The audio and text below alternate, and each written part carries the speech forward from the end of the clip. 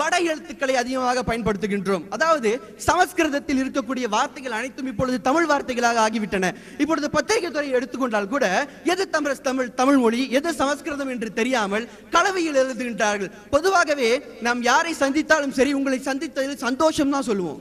ஏன் தெரியல, அந்த தோஷத்தை கட்டிட்டு போறதையே நமக்கு தலையெழுத்தா போச்சு. தமிழ்ல மகிழ்ச்சி என்ற ஒரு அழகான தமிழ் வார்த்தை இருக்கின்றது, அதை யாரும் பயன்படுத்த மாட்டோம். அப்படிங்களா, மிக்க மகிழ்ச்சின்னு சொல்ல யார் சொல்லியிருக்கீங்க பார்க்கலாம். சந்தோஷம். அந்த தோஷம் உங்களுக்கு காலம் தொட்டு வர வேண்டும் என்று எதிரணியினவங்க சமைச்சிட்டாங்க போல இருக்கு. அப்படிதான் இருக்கணும்ட்டு இப்படி பல வார்த்தைகளை பத்திரிகையில் இந்த சமஸ்கிருத வார்த்தைகளை எழுதுவதால் தமிழின் தன்மை குறைக்கப்படுகின்றது என்பது இன்னொரு பிரச்சனை. யோசிச்சு பார்த்தா ஒண்ணும் இல்லையேன்னு கேட்டா, மிகப்பெரிய தாக்கத்தை ஏற்படுத்துவது நாங்கள் தான். நீங்க எங்ககிட்ட ஒரு வார்த்தை சொன்னீங்கன்னா அதை நாளைக்கு நாங்க 100 எழுதிடுவோம். அது இந்த நாட்டுக்கு பெரிய விளைவு, பெரிய தாக்கத்தை ஏற்படுத்தும்.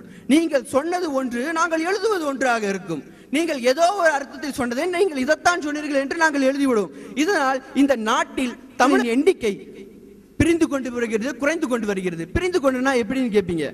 அதாவது இந்த இடத்துல நம்ம ஒரு நல்ல முக்கியமான விஷயத்தை யோசிச்சு பார்க்கணும். இந்த நாட்டில் அதிகமாக இருப்பவர்கள் மலாய்க்காரர்கள்.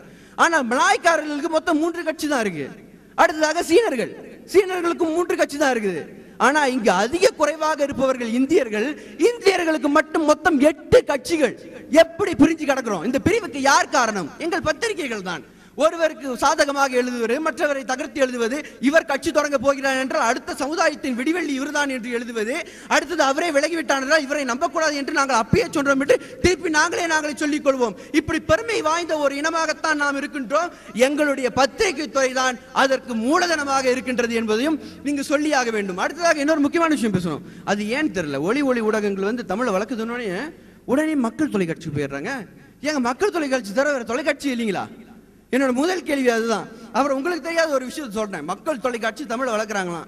ஐயா, ஒன்று மட்டும் தெரிஞ்சுக்கிங்க, தமிழ்நாட்டில் இருக்கிற 24 ஒளி ஊடகங்கள்ல மக்கள் அதிக குறைவாக கேட்கறது உங்க மக்கள் தொலைக்காட்சி தான். சரிங்களா? உங்களுக்கு அளவுக்கு அதிகமாக கேட்பது சன் மியூசிக். என்ன ஒரு தமிழ் வார்த்தை!